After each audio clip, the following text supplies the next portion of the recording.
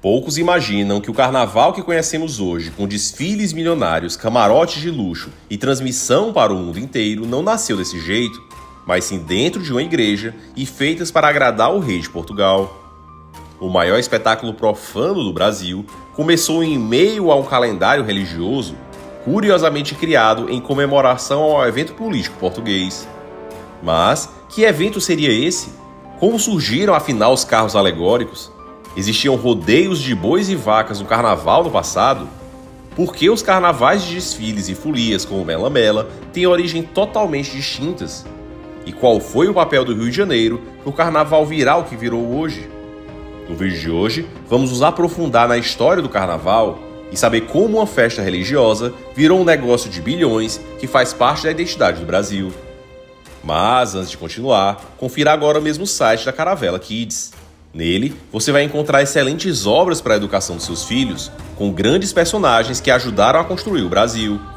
Então, aproveita, clica no link aqui embaixo e se aprofunde cada vez mais nas rotas da história com a editora Caravelas. Para entendermos por que o carnaval no Brasil virou um negócio multibilionário e o símbolo do país, precisamos entender primeiro como ele chegou pela primeira vez aqui, curiosamente, como uma festa semi-religiosa. Em 1640, Portugal restaura sua coroa da União Ibérica. Mas, nessa época, quem governava o Rio de Janeiro era um castelhano chamado Salvador Correia de Sá e Benevides. Nascido em Cádiz, na Andaluzia, ele era filho de uma espanhola com um nobre português e tinha assumido o Brasil no reinado do rei Filipe IV, além de manter ótimas relações com a coroa espanhola. Salvador, mais que ninguém, precisava demonstrar lealdade ao novo rei Dom João IV. Desse modo, ele convoca uma grande assembleia na igreja matriz do Morro do Castelo, onde não só declara seu apoio à aclamação de Dom João IV, como proclama festividade por 8 dias. E essas festividades seriam o entrudo português. O entrudo deriva do latim introitus, que significa entrada, começo, o nome com o qual a igreja denominava o começo das solenidades da Quaresma, indo do sábado gordo à quarta-feira de cinzas. E desse modo, com grande participação popular, a cidade se encheu de mascarados, nobres e plebeus, brancos e negros, dançando e cantando. E segundo relatos da época, houve o uso de fogos de artifício e até de touradas à moda portuguesa. Porém, apenas de dia, pois à noite não era costume que houvesse festa na cidade.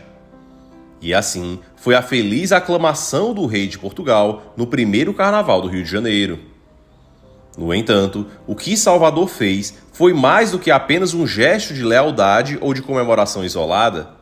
Como essa festa estava relacionada ao entrudo, acabou entrando no calendário português.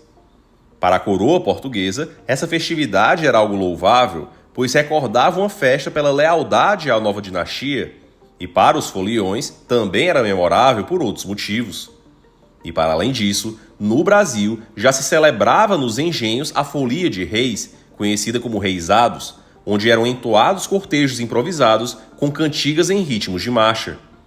Desse modo, o carnaval em muitos locais acabava sendo uma extensão do reisado, sendo mais uma festa para comemorar o início do ano.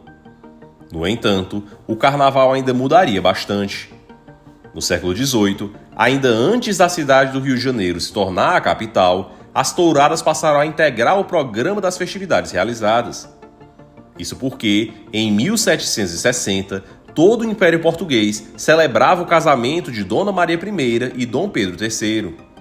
E assim, para além das festas, marchas e folias, foram incluídas touradas, além de tríduo solene na catedral, luminárias, fogos de artifício, representações teatrais e 6 dias de corrida de touro e cavalhadas.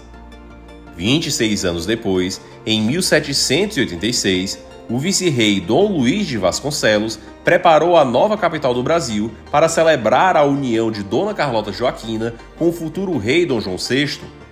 Ela durou 3 dias e o seu ponto alto foram os desfiles de carros alegóricos, que, partindo do passeio público, seguiam escoltados em dupla pela cavalaria das ruas.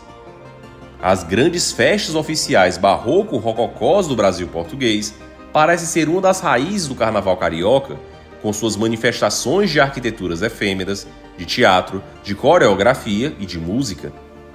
Tanto em Portugal como no Brasil, o carnaval era uma grande brincadeira. Era comum os escravos jogarem uns nos outros ovos, farinha de trigo, polvilho, cal, goma, laranja podre e resto de comida. Isso enquanto as famílias brancas se divertiam em suas casas, derramando baldes de água suja em passeantes desavisados.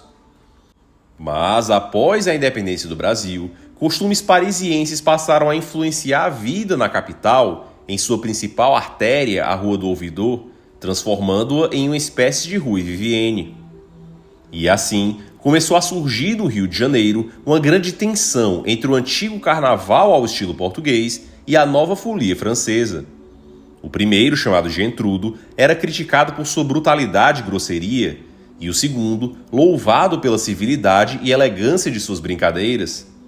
Enquanto o intrudo português se caracterizava pela verdadeira guerra de limões de cheiro e de baldes de água travada entre a população da cidade, o novo carnaval afrancesado era marcado pelos sofisticados balés de máscaras e pelas sociedades carnavalescas e seus grupos de foliões que se apresentavam pelas ruas. O intrudo foi até meados do século XIX a principal e mais difundida manifestação carnavalesca do Rio de Janeiro.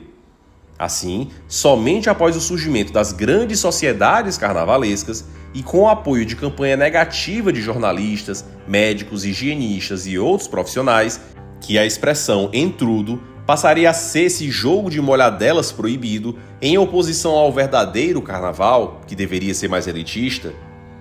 E apesar de toda a sua popularidade, o intrudo foi considerado então uma prática ilegal.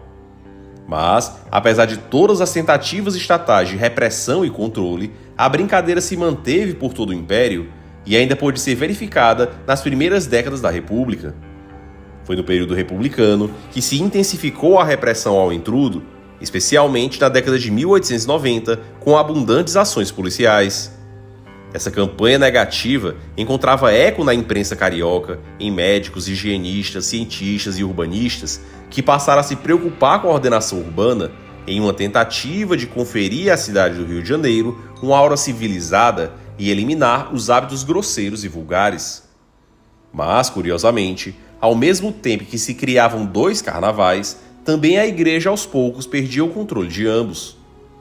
No século XIX, com a crescente secularização da elite brasileira, em 1877, o bispo do Rio de Janeiro, Dom Pedro Maria de Lacerda, declarou que a igreja perdeu a sua influência sobre o hábito dos fiéis. Isso porque, já naquela época, começava a surgir pessoas no carnaval usando fantasia de religiosos. Em uma carta pastoral, o bispo do Rio não só condenava o comportamento da população no carnaval, como também dizia que era uma prova do quão pouco Jesus Cristo ainda era conhecido e amado, e o quanto a sua igreja era odiada por alguns. E as camadas altas, inspiradas nos bailes de Paris e Veneza, passaram a promover festas em clubes, teatros e salões, esvaziando gradualmente o sentido religioso da celebração. O carnaval, assim, deixava de ser apenas um tempo litúrgico de exceção para se tornar um espetáculo social e recreativo. E esse processo foi intensificado com a proclamação da República em 1889 e a separação entre a Igreja e o Estado. O novo regime laico passou a incentivar uma cultura cívica desvinculada de símbolos religiosos, e o carnaval passou a ser visto como um instrumento de identidade nacional, lazer urbano e turismo. A festa deixou de ser percebida como parte do calendário cristão e passou a integrar o calendário civil e cultural do país. No início do século XX, com o surgimento dos ranchos, cordões e escolas de samba, o carnaval assumiu definitivamente uma dimensão popular, artística e política. E embora ainda coincidisse com o período anterior à Quaresma, a sua referência ao catolicismo se tornou cada vez mais distante. O sentido espiritual de preparação para a penitência foi substituído pela ideia de entretenimento, consumo e espetáculo. Isso até acabar gradualmente no resultado que temos hoje. Desse modo, quando vemos o Carnaval do Rio hoje, com seus desfiles multimilionários, escolas disputando décimos e camarotes que custam mais do que muitos salários anuais, é difícil imaginar que tudo isso começou com uma festa política e muito menos com uma festa religiosa. Isso porque a igreja perdeu o controle, o Estado se apropriou e o mercado transformou em produto.